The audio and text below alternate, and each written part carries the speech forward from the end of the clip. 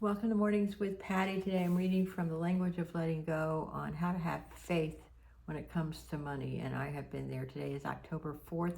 Please listen as I share this passage and my take on it, my own experience, to give you strength and hope in difficult times. So, sometimes there is not enough money to make ends meet, much less afford any luxuries. And people may tell us to do a budget, and we chuckle.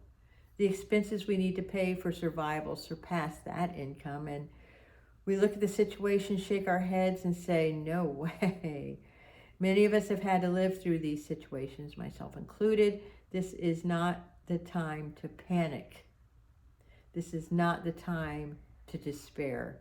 Panic and desperation will lead to bad judgment and desperate moves. This is the time to substitute faith for fear. This is the time to trust God, your higher power, the universe, whatever you want to call it, to meet our needs.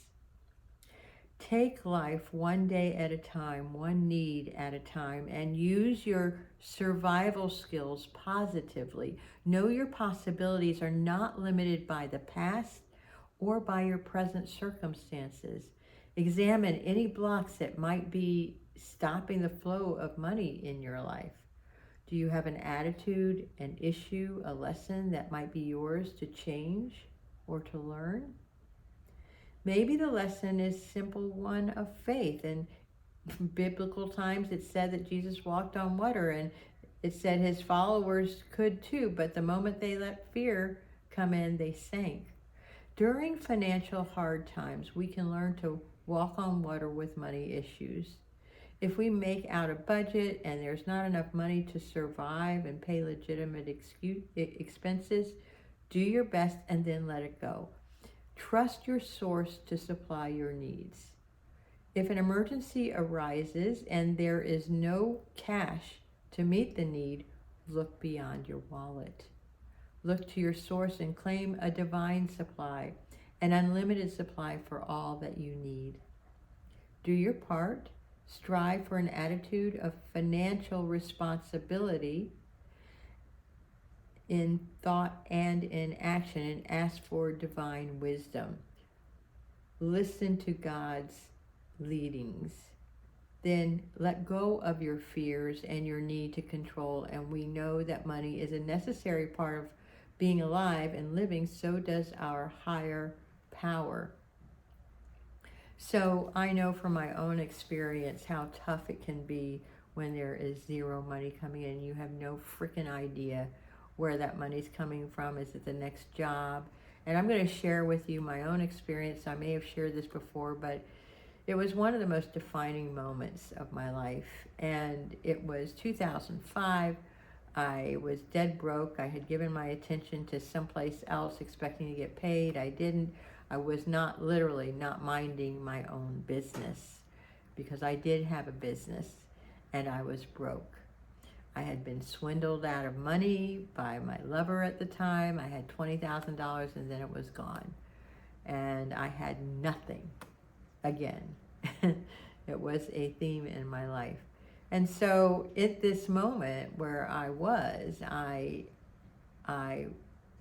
decided to turn my will and my life over to the care of God. I had tuned into a TV show, Touched by an Angel, and this woman who was a business owner was coming in where Tess, the angel of God, came in and was moving things around, and the woman business owner said, "Hey, what are you doing moving things around?" And Tess said and replied with, how can you change things in your life if you're not willing to change things? And I was like, I got it. And so when I did change in that moment, I surrendered. I said, okay, God, whatever it is that you want me to do, I'll do it. I'm not going to care.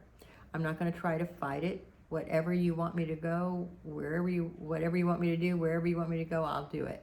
And within 20 minutes, I got a phone call from a friend, and within a week, I was working at the Pentagon.